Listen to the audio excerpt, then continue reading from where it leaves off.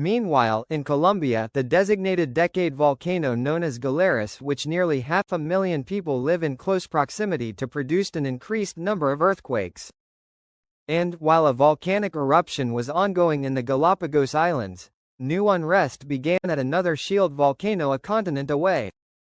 Reunion Island volcano. This new activity occurred at Reunion Island's Piton de la Fournaise volcano beneath its summit crater. There, at between 1.5 and 2 kilometers depth, there has been an increase in seismic activity ever since February 28. While the preceding 13 days averaged only 0.2 earthquakes a day, the following week averaged 1.9 earthquakes a day. This figure continued to increase and between March 5 and March 7 averaged 9 earthquakes a day. Since these quakes are occurring at the exact known depth of Piton de la Fournaise's magma chamber, my interpretation is that they are being triggered by the influx of new molten rock into it.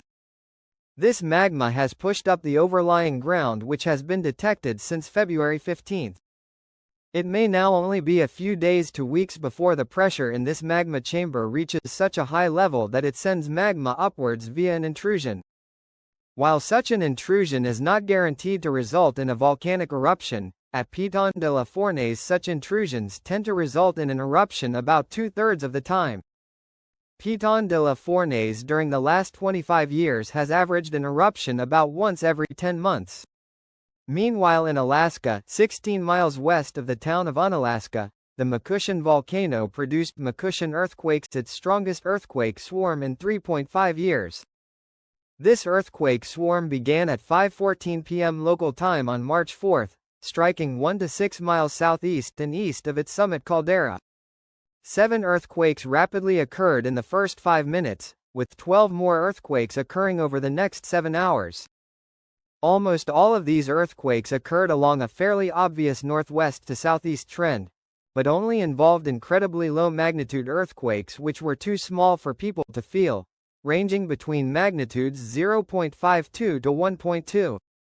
While these earthquakes technically could have been volcanic in origin, their declining intensity after the strongest earthquake occurred suggests that what was witnessed was merely a simple tectonic aftershock sequence.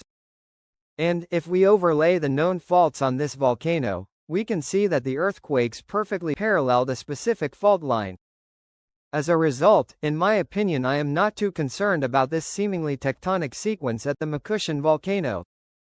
Galeras, heading towards the southern hemisphere, 8.5 kilometers west of the major city of Pasto in Colombia, is the more than 14,000-foot high Galeras volcano, which is currently at an alert level of yellow.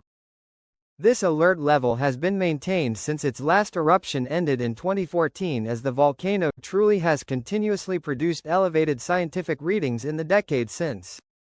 Well, one further increase in activity occurred between February 27 and March 4 as measured by an increase in the magnitude and number of earthquakes which struck. These struck at between 1 and 4 kilometers depth and occurred alongside minor gas emissions from its fumarole fields. My interpretation is that a minor change has occurred due to increased heat transferring into its hydrothermal system. This suggests that despite the odds of an imminent eruption still being low, in my opinion, there is now an increased chance of a phreatic eruption unexpectedly occurring from Galeras's summit crater. List of erupting volcanoes. Here is a quick list of all of the world's volcanoes which are currently erupting. Additionally, here are some volcanoes showing signs of unrest which are not erupting as the recording of this video on March 9 of 2024. As a final note, I would like to thank my new patron Jorma Niemi for supporting this